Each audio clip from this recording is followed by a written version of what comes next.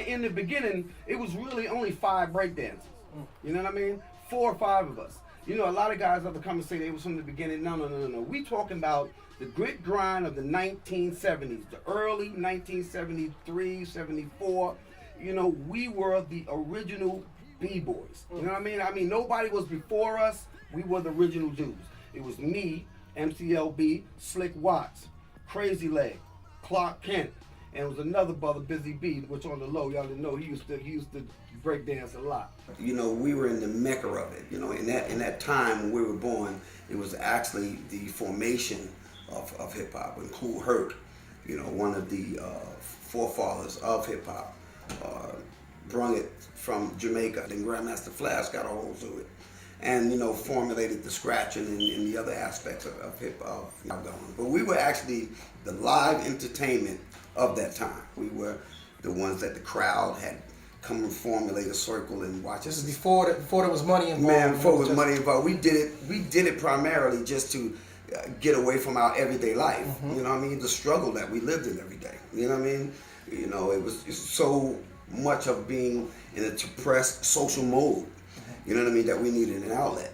So music was a great way to vent a lot of the daily frustrations. This is my first album, right here, an old school event I had. This is me with Public Enemy, my daughter Sheena, Professor Griff, Butchie Butch, one of the S1Ws, Chuck D's brother. This is Eddie Murphy's ex-bodyguard, Kenneth Frith, which is my best friend. Me and Flavor joking around. This is that Summer Jam. I'm Chuck D holding up a book by basically a resident, but also from our hometown, Roosevelt, Strong Island, New York. My man Larry Boatright, LP. So he's gonna have a table up in the back, sign his books. You want to talk about hip hop and stuff like that?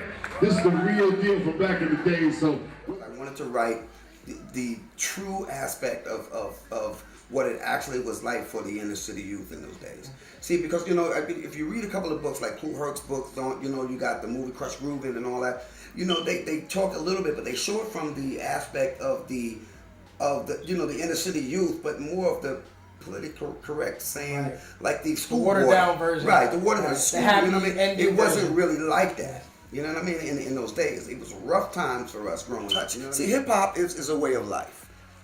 It's not just to be locked down to the musical aspect, but also the economic aspect, also the psychological aspect of hip hop, the behavioral aspect of hip hop, the social aspect of hip hop.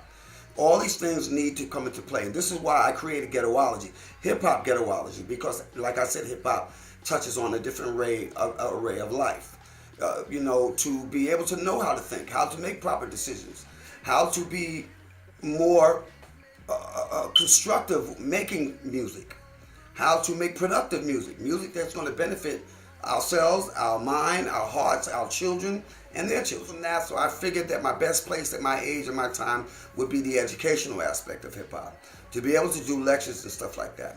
To be able to bless the minds of the youth so that in terms that when they go out and become hip hop artists, when they go out to become producers and musicians and so forth within the industry, that they would be geared more to be able to make more conscious hip hop, hip hop that's going to be able to help and to shape the minds of the youth in order to go out into society and to be able to restructure it and to be able to have a little more productivity to it.